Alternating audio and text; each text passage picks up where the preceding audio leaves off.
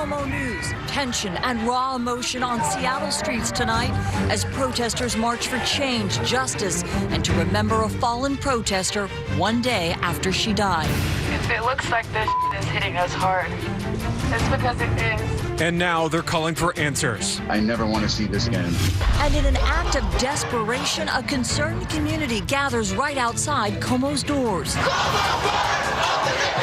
Their demands tonight from state political leaders. KOMO News starts now.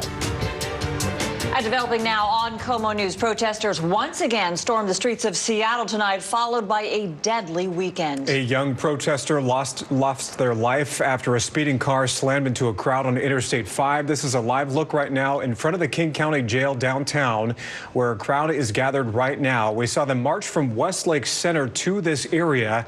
We've heard that crowd chanting within the last couple of minutes, trying to get arrested protesters out of custody. A new video shows crowd gathered at Westlake Center earlier tonight. Another group came together at that very spot last night to honor 24-year-old Summer Taylor hours after their death. Tonight we're hearing these protests have been peaceful. Since that tragic incident early yesterday morning, we've heard emotional calls for justice as well. And tonight, the man accused of being behind the wheel is still sitting in jail. KOMO's Tammy MUTASA joins us live in front of the King County Jail. A very active scene there tonight. Tammy.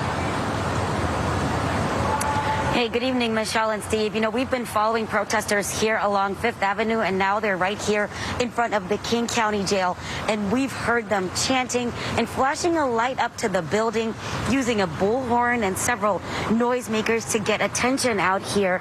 And we've heard protesters chanting, "We will do this for Summer. We're doing this for Diaz," and chanting "Black Lives Matter." Summer Taylor and Diaz Love were protesting on I-5 overnight on Saturday when a car plowed into that group. Summer died at Harborview Medical Center. She was 24 years old. Diaz Love is still in the hospital tonight, but we learned Love's condition is improving in intensive care. We've heard protesters saying they want to rally behind Summer and Diaz's families during this intensely difficult time. Protesters say Diaz needs a place to stay that is wheelchair accessible, so they're raising money to help make that happen. Tonight, Diaz wrote a post on Facebook for the first time since getting hit by that car, saying, "I'm alive and stable, in a lot of pain." Diaz says they can't believe that Summer was killed, and they won't back down because of it, even after getting death threats, adding, "I deeply appreciate and feel all the love y'all are sending me." And back out here live at the King County Detention Center, the driver of that car is still here in jail on vehicular assault charges. His bail has been denied. I just checked, and he's expected to be back in court tomorrow. And we're going to keep an eye out here on protesters as they continue to chant and rally outside the jail.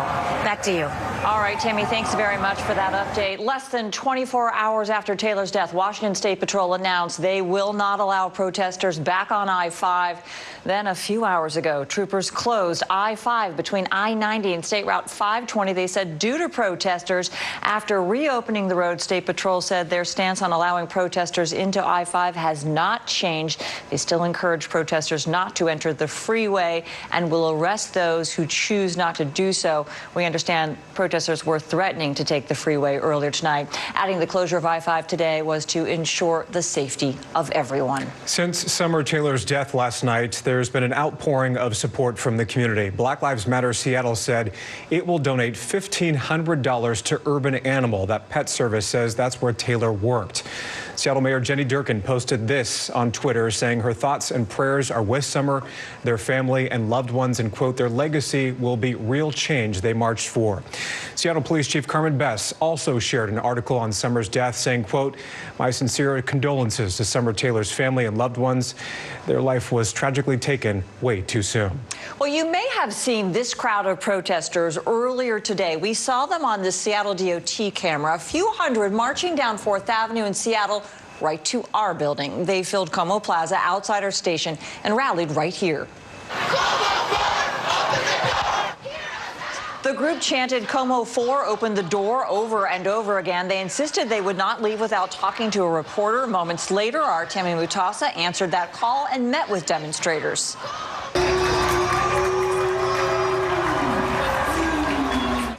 Tammy found out they are concerned about 2 local men who went to Ethiopia and have not been heard from since. In an act of desperation, voicing a cry for help, a concerned community decided to hit the streets, marching right to the doors of Como News. Today, we, the Oromo community of Seattle, stand in solidarity with our people in Ethiopia who are facing injustices. The Oromo community of Ethiopia is pleading for the release of 2 Washington residents detained in Ethiopia, Yusuf Bashir and Redwan Aman. These are U.S. citizens and integral parts of our community. Community leaders say Yusuf and Redwan were in Ethiopia in the midst of unrest and protests after prominent Oromo activist and singer Hachalu Hundessa was gunned down in Addis Ababa, Ethiopia's capital city, last week. No one has heard from them since. We do not know if they're okay, and we do not know about if their well-being, and we do not know about their whereabouts because the Ethiopian government supports censorship and has shut down the internet. Around the country, Ethiopians have been joining forces to bring attention to their home country. The Oromo community says for several days they've been calling on state leaders to intervene. It was imperative on us to try to do something, and that's why we did this protest. It was in a way kind of our way to kind of express some of our stress, our grief, our worry, our concerns, and let it all out. And then hopefully, through this cry for help, our representatives can do something about it. TAMMY MUTASA, Como News. Again, all was peaceful there. The protesters staged outside our building for about an hour. Once they got to share their concerns, they left the plaza. Tonight. We want to give you another live look tonight as a crowd gathers outside the King County Jail right now. Of course, this is along 5th Avenue. Within the last 15 minutes, these protesters have gotten closer to the facility. They have walked right up to the doors of the jail and are sitting there right outside in the corridor. We saw them march from Westlake Center earlier tonight all along 5th Avenue right to this area, and we've heard that crowd chanting to let arrested protesters out of jail. They have repeatedly shouted the name of the driver accused of ramming his car into protesters early Saturday morning on I-5. Summer Love died from her injuries. Diaz Love remains hospitalized at this hour. Taking a live look now at Seattle's Capitol Hill neighborhood. This is right near the area formerly known as CHOP, where that organized protest was. You can see cars going by. We saw some people in the streets earlier. This is near Broadway and Pine. Now, just a few nights ago, at least 10 arrests were made here because police say people would not disperse from the area. They say that they are accused of property damage, assault, harassment, and failure to disperse. And just because that area was cleared does not mean protests have stopped in Seattle. Earlier today, I-5 between I-90 and 520 was shut down again because of protesters in the area. So this is video from earlier of traffic being diverted right near Walker Street on I-5. Now, the stretch of freeway is back open tonight, but its sudden closure comes just one day after Washington State Patrol said it would arrest any protester trying to make it onto the freeway. So in a series of tweets, Trooper Rick Johnson said WSP's stance of allowing protesters onto I-5 has not changed. We continue to encourage protesters not to enter the freeway and will still be arresting protesters who choose to do so. Public safety remains our top priority. Our goal is to keep I-5 open in both directions through Seattle, but we will not hesitate to close it for the safety of motorists, protesters, and WSP personnel. One of the protesters hit by a car on I-5 early Saturday morning has died. The protester was 24-year-old Summer Taylor of Seattle. Our Kayla Lafferty tells us how they are being remembered tonight. A memorial was held here at Westlake last night for Summer Taylor. Summer and Diaz Love were the 2 people that were struck on I-5 when a car drove into a crowd of protesters. Early Saturday morning, Interstate 5 was shut down by Washington State Patrol and protesters made their way onto the freeway. Summer Taylor was one amongst a group of protesters seen singing and dancing. Moments later, a white car driven by a 27-year-old Seattle man plowed into the crowd. Summer and Diaz Love were both hit. Summer passed away later that day at Harborview Medical Center. Summer preferred the pronouns they, them, and worked at a veterinary clinic in Seattle. Urban Animal posted on their Facebook page mourning the loss of their beloved co-worker, saying, "Summer is a positive force of nature at Urban Animal and brings joy and laughter everywhere they go." Seattle Mayor Jenny Durkin tweeted her condolences for their family, saying it is a life tragically lost far too soon, but their legacy will be the real change they march for.